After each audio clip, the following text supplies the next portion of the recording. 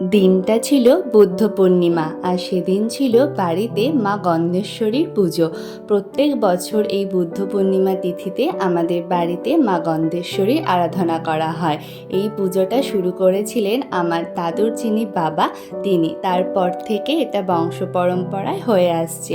এই পুজোর জন্য আমরা সবাই অপেক্ষা করে থাকি এই একটা মাত্র দিন যেখানে পাল পরিবার একসাথে হই।